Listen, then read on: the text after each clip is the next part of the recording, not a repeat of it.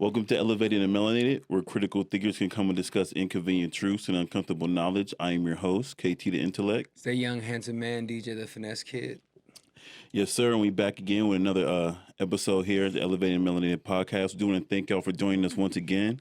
You know, we got a lot of stuff to touch on. It's been a very interesting and eventful few weeks. You know what I'm saying? How you feeling, DJ? I'm doing really great, man. Doing really great. Feeling really grand, like the canyon. Okay, there you go. Hey, man. Shout Shout out to the hat, you know what I'm saying? Ninth wonder of the world, you know what I'm saying? Come check it out, you feel me? Shout out to AZ. but yeah. Wait, man. How you feeling? How I'm feeling? I'm feeling good, you know what I'm saying? Even though there may be existential crisis going on in the world, I feel good in my personal life. Well, Dave Chappelle said good means the absence of color. Right. In the Undercover Brother, so you feeling great. Feeling great, yes. Feeling elevated and melanated. Elevated and melanated, yes, sir. Okay. All right, so it's been some very interesting and controversial and polarizing court rulings going on the last week. You know what I'm saying? Yeah, what kind? Oh, well, they overturned this Roe V Wade Supreme Court ruling from 1973. When you say, you said that the Supreme Court. Yeah, the Supreme Court overturned a previous ruling from the Supreme Court in 1973, so 49 years ago. Okay. So this is significant because this was the ruling that basically made abortion legal nationwide. You know what I'm saying, or greatly in it. Put a lot of restrictions on what states can do, what laws they can enact when it comes to abortion. So prior to this case, it was totally different. Well, yeah, I mean, especially where you're at, we'll get into it. But yeah, like in Texas, where the person we're gonna talk about today was from, like he can only get it if like it was the pregnancy was like life threatening for the mother, like you know what I'm saying. Under any other circumstances, it wasn't allowed legally. Now, you know, there's a black market and an underground for everything like this. You know what I'm saying. Right. Yes, sir. But Roe v. Wade. Well, I didn't know that, but you know. Yeah, now you know. The more you know, right? But yeah, Roe v. Wade, right? It's a very interesting case. Now we're gonna get into it. Now, most people don't know that Roe, Jane Roe, was actually a pseudonym, right? It's not the real. It's like Jane Doe. It's not the actual name of the plaintiff or the woman that these lawyers were using to bring forth this case. That's not the actual name of the person. The actual name of the person was Norma McCorvey, right? Okay. Now we're gonna get into the history of Norma McCorvey because I feel like a lot of things have changed after this verdict. You know what I'm saying? Since this verdict has happened, it's been over estimated 50 million legal abortions done in America since 1973. So it's about 1 million a year, basically. You know what I'm saying? Very, very interesting. So there's a lot of arguments going on. A lot of people, it's very polarized. You know, women feel like they have the right to their bodies. You know what I'm saying? Pro-choice women feel like they have a right to their bodies. Pro-life people feel like a life is a life, that it has a right to live. You know, it's very polarizing. How do you say, DJ? How do you feel? How do I feel about it? I think it's a spiritual issue. I think, and we'll get into this today, that this ruling only affects 14th Amendment U.S. citizens. If you're not a 14th Amendment U.S. citizen, this ruling does not affect you. If you're an American national or an American citizen outside of their corporation, their corporate status, you can create what is known as an unincorporated religious society, otherwise known as a church, and then whatever you want to write into how you want to live your life and things like that, what you want to do with your body, you will put that into your own church or your own family church or however you want to set it up. But I think it's, like I said, I think it's a spiritual issue. I don't think it's something the state should be involved in personally. Now I think abortion being used as birth control and it being so rampant, I do think that is a bad thing. I think that's a symptom of a larger issue. You know what I'm saying? Because I'll insert some statistics when I edit this. About half of all black pregnancies end in abortion. You know what I'm saying? So if you here right now, you're a black male, you lucky. You know what I mean? Your mama cared about you, or she ain't had them. No, let me stop. But yeah, so people using abortion as birth control because sexual recklessness has become the norm. You know what I'm saying? Being undisciplined with your sex life. Go ahead. Well, I was like saying, little kids learning about sex at young ages. Yeah. or real young and age. what sexually is, obviously. Exactly, you know what I'm saying? And like you said, they're introducing sex education into these schools at a younger and younger age, getting kids trying to make them not trying to they're trying to get kids more open to question gender roles and gender identity and things of this nature. You know what I'm saying? So sex is being introduced at a much younger age, and I think because of this, that's why we've seen the rise in abortions the way we've seen them because 50 million is not something to you know what I'm saying, to like laugh at. It's not something to just overlook. I'm sure because and like you say, you asked how I felt, like also too, like, you know, in cases of incest, you know, molestation, rape, things like that, you know what I'm saying, uh ultimately the woman has, it is her body she has control, like, you know what I'm saying, she has to answer to her God at the end of the day. That's between her and her maker, you know what I'm saying, and it has, that's not between for me to say. You feel me? Right. Unless that's my seed, and then that's something else. You know what I mean? Right. But in terms of like rape and child molestation and things of that nature, you know, abortion can be justified or can be seen or can be rationalized. You know what I'm saying? But just to be doing it because you want to have hot girl summer and things of this Mm. nature, that's when I feel like we got to look at the morality of the culture, the morality of the society. You know what I mean? But how you feel about it, DJ? Yeah, personally, I mean, it's this is a tough one. Not really a tough one from my standpoint because I don't have to, you know, deal with that. And I've never had to, you know, go down that route with a female that I was talking to, a woman. Um, but I will say that, you know, like you said, they have to answer to their God or to their universe and whatever comes with that. So I think personally, I'm so focused on everything that I'm doing to, you know, to even put my energy into these type of cases, or, you know, when everybody's going rampant, you know, not focusing on, you know, the real stuff going on. That's when damn, I lost my train of thought. My bad. Oh no, go ahead and edit that out. Y'all won't see that part. You know what I'm saying? But yeah, so we're gonna get into this article about Norma McCorvey, you know what I'm saying? The woman who became Roe, then regretted it. So before I want to get into this, I do want to give a little synopsis about Roe v. Wade. So there were details about what happened that night about how Norma McCorvey got pregnant that she lied about initially. Now she initially lied and said she got gang raped by a group of black men, right? And so Wow. this is initially why Gloria Steinem and then picked it up. And she's gonna say in this article that she lied about that initially because in Texas the only way you can get an abortion was if it was life threatening to the mother, and so that's why she came up with this rape story, right? And this was thought to be fact all throughout the trial, but then she came out later and she admitted that she lied about it and things of that nature. So we're gonna get into that, but that's something very interesting that's very overlooked And it's in this whole crazy story. Go how many ahead. times throughout. Obviously, we'll get into it, but like how many times throughout history things like this have happened to, you know, melanated men Oh yeah, exactly. You know what I'm in all saying? countries. Yeah, it's very easy to be scapegoated, you know what I'm saying, once you've been colonized. But let's get into it, you know what I mean? So she goes, so this article goes, Norma McCorvey had little more to her name than a pseudonym, but it was the most famous pseudonym in American legal history, Jane Roe. And long after the Supreme Court in 1973 granted it and all American women the right to an abortion, free of interference by the state, McCorvey lived off her pseudonym self first as a pro choice advocate and then after an evangelical minister named Flip baptized her in a Texas swimming pool as a professional pro lifer.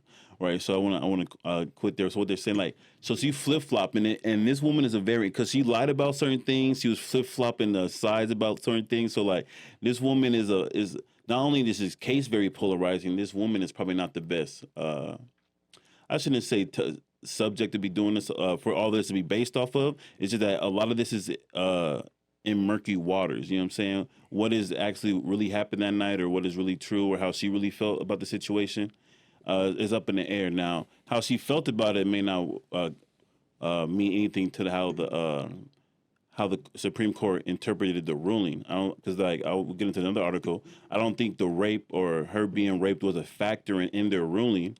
I think it was just another way to you know to stir up media to you know what I'm saying to get people on their side to gain goodwill and because it just makes sense like if a woman was of course assaulted by a group of men you would empathize with that woman, you know what I'm saying, and that you'd be more open to this argument, you know what I'm Or saying? an emotional person would, obviously. Yeah, I think a person, they would look at all the facts and like really, obviously I wasn't alive during the time and I wasn't, in the case. Um, but I think, doing enough research and starting to ask the right questions, right, I think doing the right time, the first time around, right. obviously. Well, I mean, at the time, you wouldn't know because, like, she didn't come out till years later and said that she lied, and so it was really her word. So, like, there's no way you would have known back then, when in real time, which one was which. You know what I'm saying? Right, So, I'm not saying if it was true, of course, like you would feel empathetic no matter. I mean, if it was true, you know what I'm right, saying? for And so sure. that's just a easier way to get the Supreme Court to hear the case, to pick the case up, because the Supreme Court gets a cases appealed to them like thousands a year, but they only pick a certain amount to hear and to deal with that ones that they think will be impactful or ones that think they have the biggest constitutional questions. You know what I'm saying? Okay. So McCorvey, who died in February at age of 69, wrote of her divided life in two autobiographies. But if they ended like so much scripture and redemption, they were largely fiction, filled with sufferings he simply had not endured. She alleged, for example, that her mother kidnapped her daughter when she, in fact, had taken custody at McCorvey's urging. It was through the great trauma McCorvey did and arguably suffer was not enough, namely that owing to the law, she had been forced to give birth to a child she did not want. So this is another thing, right? So she won two books in her lifetime, and like she said, it was divided. One basically was like she's pro-choice, the other one's basically like she's pro-life, and she embellished a lot of the details about her life. You know what I'm saying? Mm. Like she said, like her daughter being kidnapped. She gave her daughter for adoption, and this woman, when her pregnancy case became to the Supreme Court, that was her third pregnancy. She had already been pregnant twice, and already gave up two kids for adoption already. So this was her third unwanted pregnancy. You know what I'm saying? Yeah. So this is where we got to talk about self responsibility. You know what I'm saying? Hot girl summer. You know what I'm saying? We got because all of this is a factor. Because after two unwanted pregnancies and giving up two kids for adoption, does this woman not think about slowing down a little bit? You know what I'm saying? Maybe you moving a little fast. You know what I mean? Mm. So that's something we talk about too. And I feel like that's something that's very important that like shouldn't be lost in this discussion. Like, you know what I'm saying? Like, I mean, like, yeah, it Or is your just the, body. Like, you know what I'm saying? That's true. But that doesn't mean like you should be frivolous with your womb. That doesn't mean you should like, you know what I'm saying? Like not like treasure your access to your body. You feel me? Because things can happen that you don't want, like unwanted pregnancies that then other people have to take responsibility for in the form of adoption or other situations. do you think things like this create more of a loss of human value, like Mm. the value of life? That's a great question. I do think a child's life is like I wasn't around in the '70s, so or the '60s, so like this would just me be just posturing. But like I know I've heard women say like "fuck them kids" so many times. I've heard women openly talk about abortion like it's nothing, like you know what I'm saying, Yeah. and like or like it's something to be proud of. And I'm not so sure that the society was as open to hearing those things from women, or most women even felt that way. You know what I'm saying? Because these are like you know what I'm saying like viable offspring, like you're viable children, like Right. unless there's a Well, medical it's life. condition. Yeah, exactly. Yeah. So it's like yeah, I do think women in particular care less about kids now. Like we can see that like in the studies, like women don't want to be wives. They I don't want to say all women. A larger percentage of women do not think being a wife is advantageous, do not think being a mother is advantageous or something that we like to do. You know what I'm saying? Right. So we can see with the birth rate, the marriage rate, they're both declining. The birth rate is, without immigration, the birth rate in America would be below replacement. You know what I'm saying? Sure. So I guess we can see in how everything's working out in society, the outcomes that we're seeing, like with 50 million like abortions, like I'm sure half I'm sure half of those were like frivolous ones. Yeah. Like you know what I'm saying? Like and it's probably a bigger percentage, you know what I'm saying? Because Under. getting pregnant through rape is much more rare than it's touted to be. Yeah. It's Fear mongering. A e- lot of times exactly. it gets in the media, I It's believe. especially if you have access to a hospital afterwards, or if you're able to survive the encounter and get away. During those rape kits, they administer Plan Bs and things like that to like you know what I'm saying mitigate pregnancies from the you know what I'm saying the assaulter. You know what I mean? So of those 50 million abortions, that legal abortions, you know what I'm saying, that's happened since 1973, who knows how many of those were just because there was an inconvenience. You know what I'm saying? So it's very interesting. What's your opinion about like the fact that people are obviously you think that women should be a certain way, or as far as the frivolousness with getting abortions? Well, I feel like a woman should cherish her. I feel like parents should cherish their children. You know what I'm Mm, saying? And you should love your children, and loving your children starts before you have them. okay, That means by planning your children. Like, you know what I'm saying? Like right. planning your children and planning a life out for them. That's how you love them before they're even here. You know what I'm saying? Like being frivolous with your eggs or being frivolous with your sperm, and those are your potential kids. You know what I'm saying? I think it's just irresponsible. You know what I'm saying? And I think there's going to be a spiritual backlash. Now, what that is, I don't know. I'm not, you know what I'm saying, all Right, seeing, all knowing. for You know sure. what I'm saying? But I do think, like, a woman being a hoe, you know what I'm saying? Like, you're going to have a harder life, you know what I'm saying? Most of the time, more times than not, you know what I'm saying? A lot of different spirits Yeah, a lot of inside of her. you got a lot of different DNA in you. You can look this up. It's called telegamy. Yeah, every woman, every man that comes inside a woman, that DNA stays inside that woman forever. Her uterus acts like a sponge. You know what I'm saying? That's why we talk about like in the Bible and stuff when they talk about two become one. Like, you know what I'm saying? It's because like that woman is taking on that man's DNA, and she will start to take on the like the likeness. You know what I'm saying? And the mannerisms of that man. So you ever see old couples and like you be like, man, they kind of look alike. You ever see couples in their 80s? They've been together for a long time. And they start to look similar. Oh You know, shit! it's because that woman's been taking on his DNA for decades. Damn, I You didn't know, know. Damn, that's think about it. She crazy. has a replicate another, you know what I'm saying, a No, life that makes inside of her with sense. half of his DNA. Yeah. You know what I mean? Well, women are freaking amazing creatures if they're, creatures of God if they're obviously In the right mind. in You the right mind. know? Exactly. Yeah, You know what I'm saying? they can do So, whatever. But man, that's why I didn't know that. yeah, exactly. So, yeah, look it up. Don't trust me. You feel me? Look that up. More people should. So, the article goes on. McCorvey had taught to depreciate abortion even before she knew what it was. Her parents, Alan and Mary Nelson, had pledged themselves to Jehovah when she was a girl, and McCorvey and her brother had knocked on doors in East Texas with religious literature, hawking thou shalt nots, abortions among them. You know what I'm saying? So she was a Jehovah's Witness when she was younger, you know. You get them annoying knocks at the door, bing, bing, bing, you know what I'm saying? Like, so yeah, so McCorvey would soon dismiss Jehovah, deciding at age 14 in the state correctional school where she was sent after running away that God did not exist. She had another realization there in the juvenile correction home. Sex was not profane. For the sex she enjoyed with the run of girlfriends while in state custody was nothing like the sex she had glimpsed at home, most often between a drunk Mary and someone other than Alan. McCorvey vowed to do things differently. So I found this part very interesting. So while she was in juvenile hall when she was a teenager, she decided God did not exist, and then that's also when she turned to lesbianism too. So like this woman was doing a lot of things. So not only did she have three young women in pregnancies before the age of like 20, 23, I believe, she was also a lesbian while getting pregnant. So I was obviously bisexual, not really lesbian, but you know what I'm saying? Yeah. Bisexual, obviously, if she's getting pregnant back to back to back. I The understand. Jezebel spirit was Yeah, strong in her. yeah, Jezebel spirit was strong with this one. You know what I'm saying?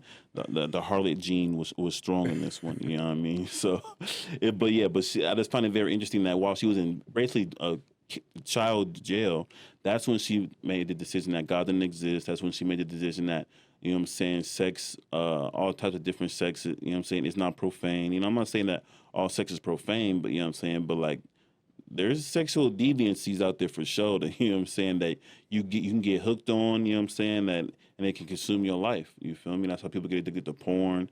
People get addicted to all these different fetishes and things of that nature because it takes over their mind because it releases dopamine just like heroin or something. Like if you get because like sex is like the biggest, you know what I'm saying, high a human can get, you know what I'm saying, outside of like synthetic drugs. Right. You feel me? So if you're watching porn and you getting off all the time on these fetishes, is releasing dopamine, but like now you need a bigger high, like just like like a heroin, like he needs more heroin. So now you need more deviant, you know what I'm saying, sexual explicit content to look at. You know what I'm saying? Before it wasn't like two girls was enough. Now you need three girls, four girls, Then you gang need bang, all and this then other stuff. then you need 2 girls, 1 cup. Yeah, It's, Exactly. That weird Like, shit. think about it. Like, how do we get there? Some dude watched two girls in one cup and got sexual gratification out that video.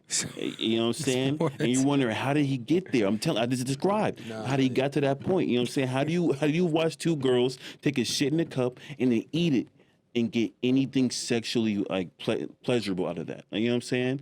Because you've been going that's down a just dark wild. road. You know what I mean? Bro, that's Don't make, you know, like make me fuck. You know, you just like gag, like just Yeah. think about shit like that. Just goes Nah. back to that. I remember Man, the it's first like time seeing that in high it's school. like taking a shot of fucking Jaeger. Man. It's like, oh god, it's disgusting. Yeah, But man. yeah. Anyways, I'm sorry for bringing that You know, up. I was in shock of sophomore year. Yeah. But to go on with the article, so she had vowed to do things differently from her mother, who was cheating on her father, right? So after a failed marriage at 16 left her with a child she did not want, an alcohol-fueled affair at 19 begot a second child. And although she spent most of her nights in the numb comforts of lesbian bars, McCorvey found herself at 22 single and pregnant for a third time. So this is what I was saying before. You know what I'm saying? Not one, not two, not three. She got 3 unwanted pregnancies Like before she's LeBron. 22, and she had the lesbian bar. So it's like you out here eating box, you out here raw dogging. You know what I mean? Like, and you just not learning no lessons. Yeah. Like you were saying, like. So this is where I think some personal accountability. She was a perfect candidate for the powers that be. Oh, exactly. And they're gonna go into how Gloria Steinem, all them feminist lawyers, manipulated this woman. You know what I'm saying? And because the woman she was a drug addict too. We don't get into that. Paid her, right? Yeah. They gave her. Well, she said she agreed to be the plaintiff for free beer and pizza, but then she did get like perks and other stuff on Well, the pizza means like little kids too. I've been seeing. You know what I'm saying? Yeah, We hey, don't gotta man, go I down don't that. know. I don't know if they was rocking like that in '73 with that vernacular. Yeah, But I know what they was still doing it back in '73. But yeah, man. So this is all down here for her. You know what I'm saying? She made sure God don't exist.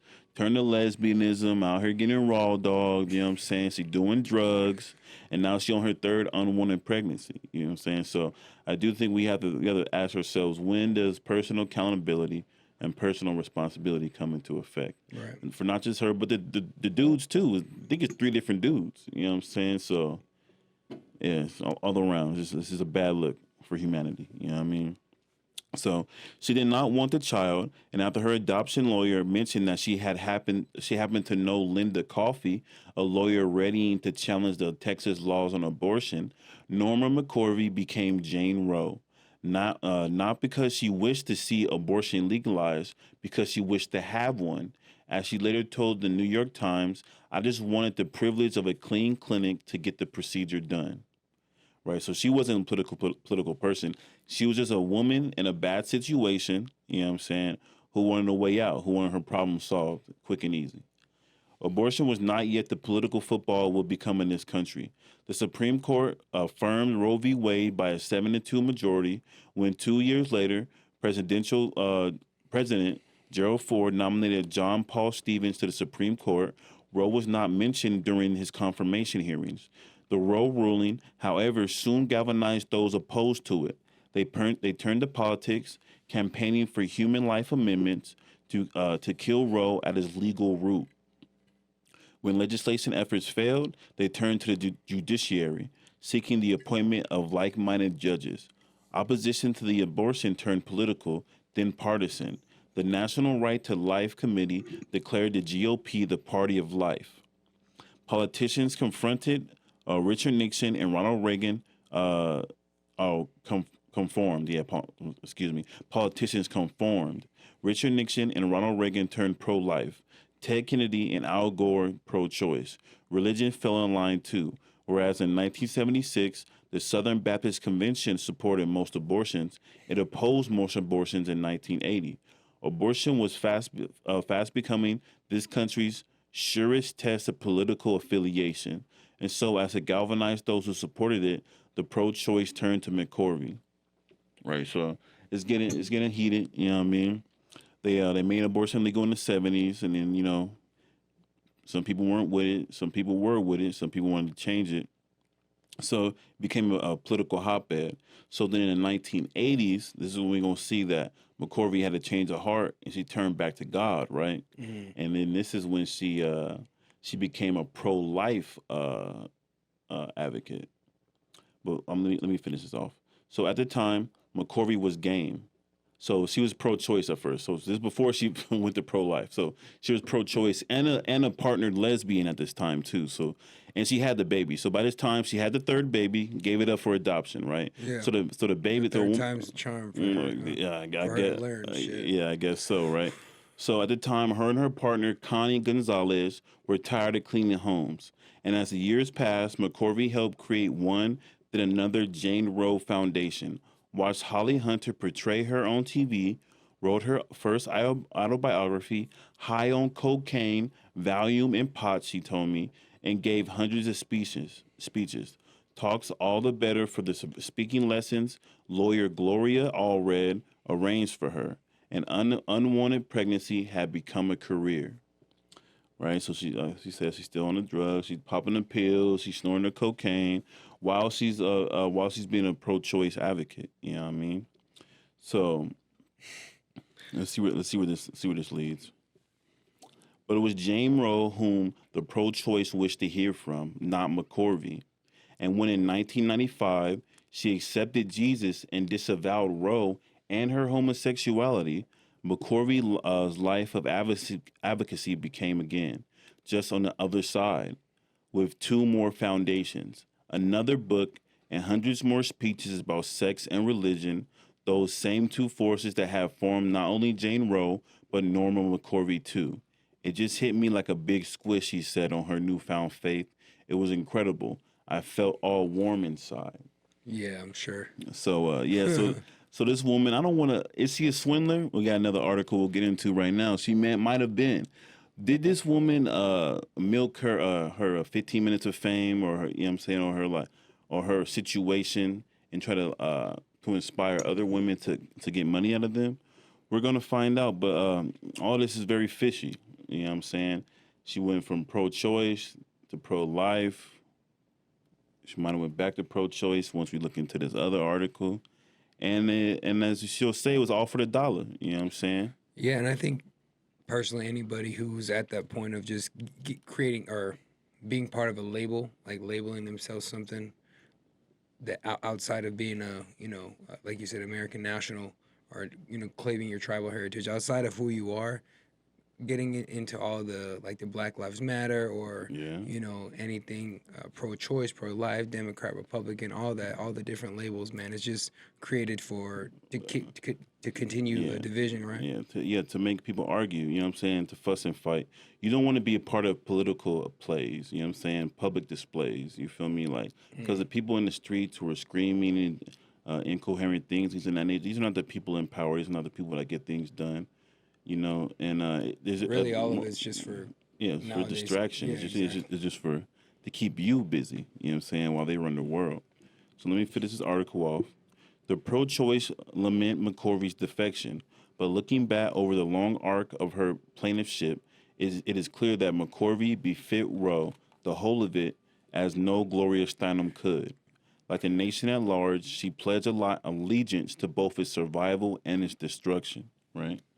So it's very, very, very interesting. I think this woman's very interesting because it's not because it could have been something very simple, right? Like it could have been something where a woman was really raped or was really assaulted. You know what I'm saying? Who probably had a more justifiable argument to why she wanted the abortion or wanted to get that thing done, and that could have been the situation that led to the Supreme Court that led to the ruling. But that wasn't the woman. You know what I'm saying? The woman that led this was, you know what I'm saying, was on her third own track record. Yeah, on her third. She was a track star. She got run at track star. You know what I'm saying? She was in the streets at these lesbian bars at the lesbian bar getting knocked up. You know what I'm saying? So you notice there's a lot going on. There's a lot going on. And she hang out at the lesbian bar but show up pregnant. She wild. She out here wild. And you know what I'm saying? So I just find that very interesting. She was snorting the cocaine, eating box, you know what I'm saying? And getting paid for all of it. And getting paid for it. Well, we're not done, right? We're not done. We're going to get into it. She's Miss OnlyFans, man. We're going to get into it, right? OnlyFans before OnlyFans, right? So I got another article here, right? So it says Jane Roe of Roe V Wade admits in deathbed confession she was paid to fake anti-abortion stance. Oh, okay, okay. So she milking it, right? So what happened, right? She claimed to be pro-life or pro-choice in the beginning, right? So she wanted to get the abortion, right? Then after the fact, she switched to being pro-life. You know what I'm saying? Got her life changed, and then on her deathbed, she says that her switch to being pro-life was fueled by the Christian evangelicals and the basically the political right, basically paying her to be pro-life. You know what I'm saying?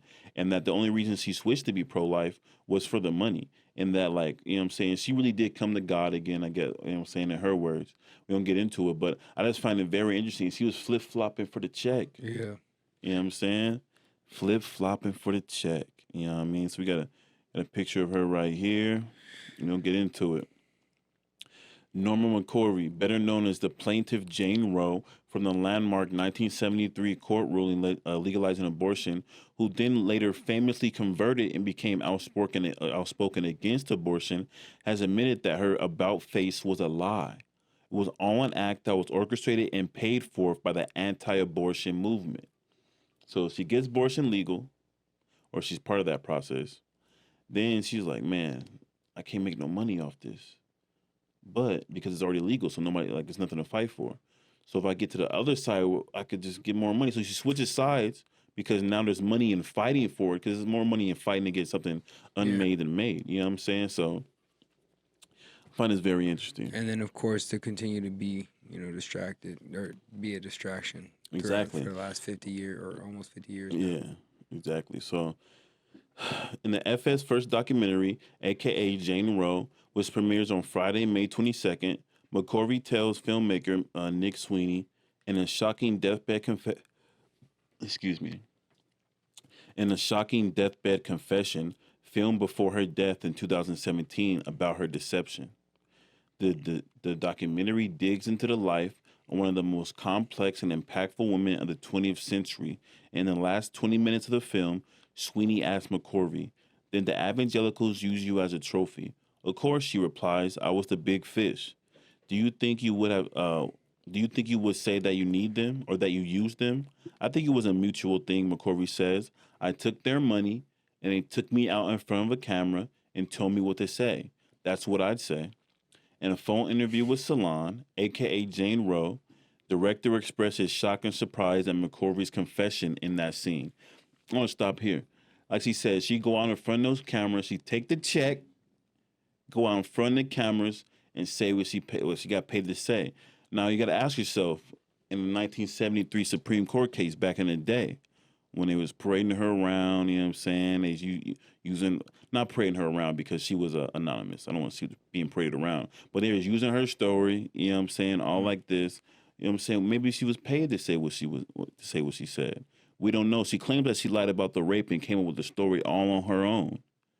But she could have been paid. You know what I'm saying? From We the don't. beginning. Yeah, she could have been paid from the beginning. We don't know. You know what I'm saying? The way them feminist lawyers was moving, Gloria Allred, Gloria Steinem, the way they was moving, you know what I mean? I wouldn't be surprised. You know what I'm saying? Out here manipulating the perception. So Do you think this is just like so? Obviously, there's a meaning to all this. What do you think that they used her story to obviously get to this point for? well, I think abortion at mass level is a form of eugenics. And if we look at the history of abortion, we're going to see the likes of Margaret Sanger and, you know what I'm saying, people like Walter Plecker, people of this nature, the people who were like of the American Eugenicist Society in the late 1800s, early 1900s. They saw abortion as a viable way to cull certain segments of the population that they didn't that they saw as unfit or were not, you know what I'm saying? Population control, correct? Yeah, population control. So like, so-called black people, so-called Mexicans, Latinos, so-called Native Americans. That's why the Planned Parenthoods are put in the hood. You know what I'm saying? That's why of all the abortions that have been done, 40% of them have been done by black women. You know what I'm saying? Hence why one out of every two black births or black pregnancies end in abortion. It's not that high for any other race of woman. You know what I'm saying? Yeah. Because that may be comparable to Native American women. but that's a much smaller population size to look at. You feel me? So if we look at the history of abortion, it's very likely that all of this was pushed forward and made legal.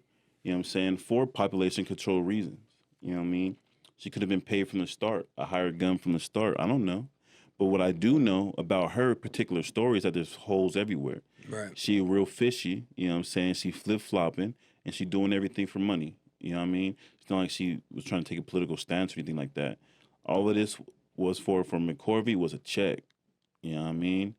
And then not even a check to support the baby she was having. She gave all three of her kids up for adoption. You know what I mean? So I just find this all very fishy. And And there's some people out there that be like, "Oh, I don't see nothing wrong with that." Like, right. that's what's even crazier. hmm You know, people gonna be out there and people gonna think what they gonna think. But and I'm not even sure that I don't even think the rape in itself had much weight on how they ruled on things. I just think it had a weight in how the public perceived it. You know what I'm saying? And so I think that's how they want to, because they have to get the masses approval on things. You know what I mean? At least the perception of the approval. So I feel like, yeah, it's much easier to sell abortion from a woman that was supposedly gang raped. You know what I'm saying? Than it is, By quote unquote black men. yeah, exactly. Than it is to sell abortion by somebody who's just at the lesbian bar getting knocked up, because that don't make no sense. You know what I'm saying? So I'm gonna finish this real quick, man. We're gonna get into this because this is crazy. She said, honestly, I did not think that the film would go in the direction that it went, Sweeney said.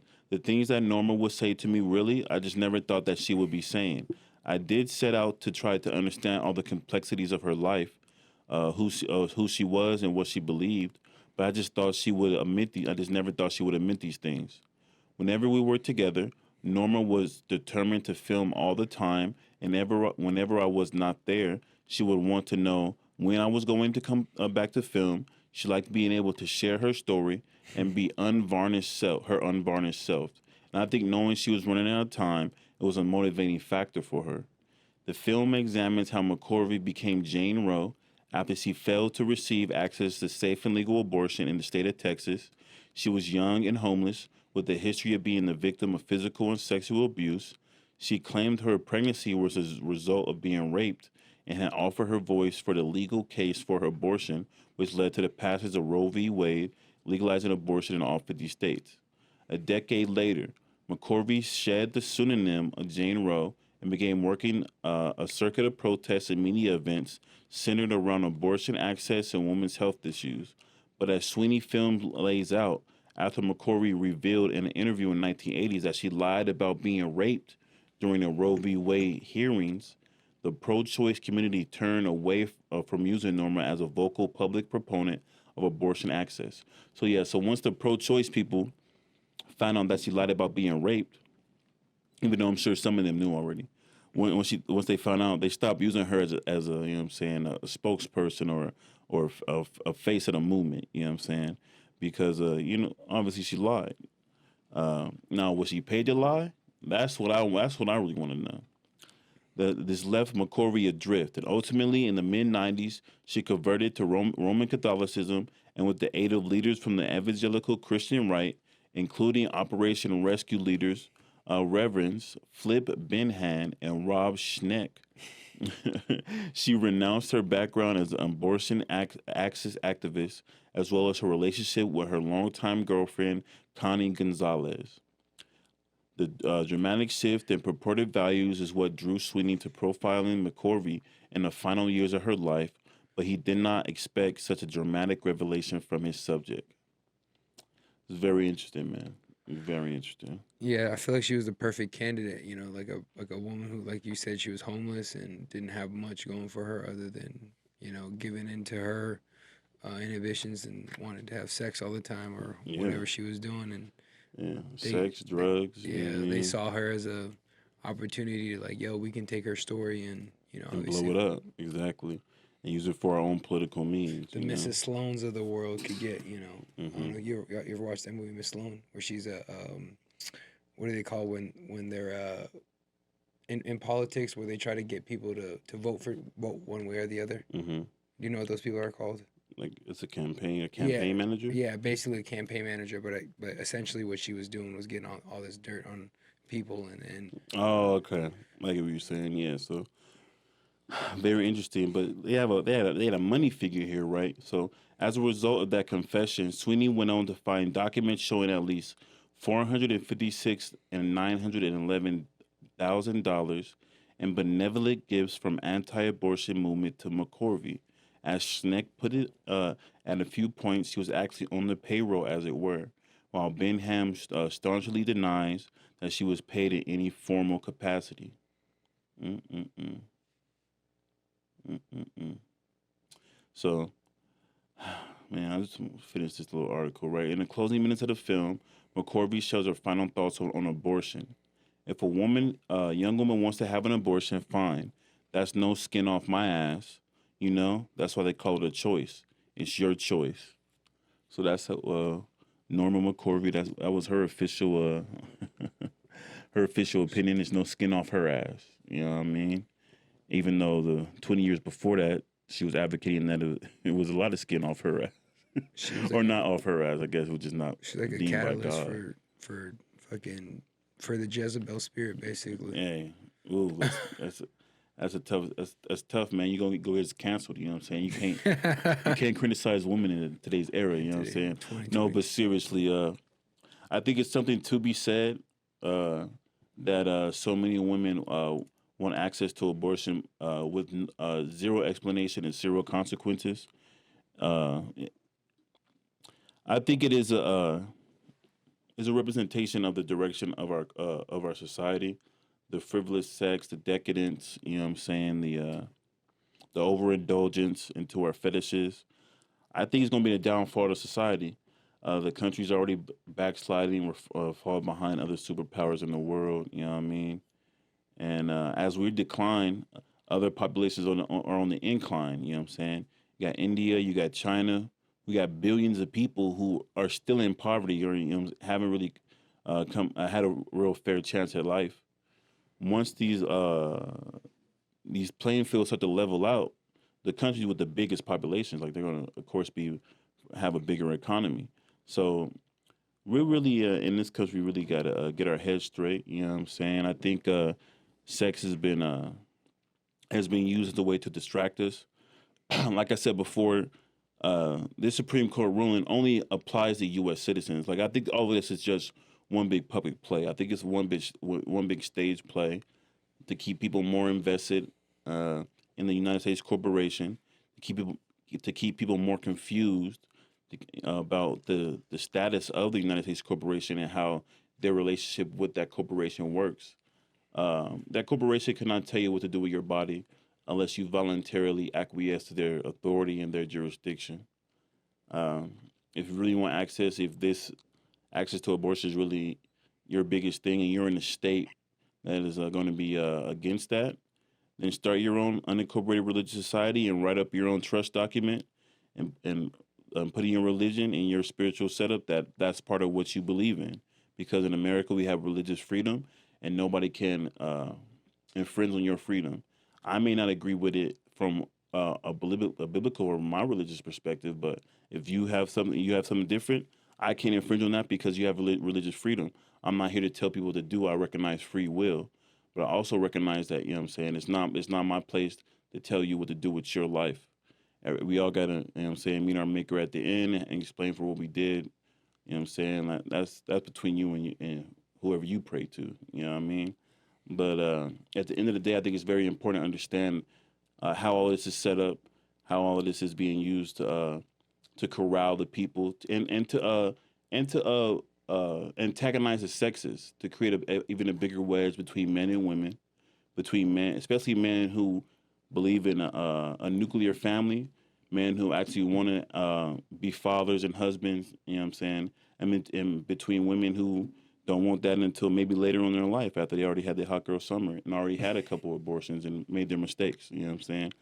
But some men don't want that for their for their future wife, and I think that's what a lot of men are thinking. Like, like if this abortion stuff is that common, like, what are the chances I'm gonna end up with a woman that's already had an abortion, and how does that affect her psychologically? You know what I mean? Mm-hmm. If a woman is willing to kill a life inside her, she may not care as much about you. She may not care as much about life.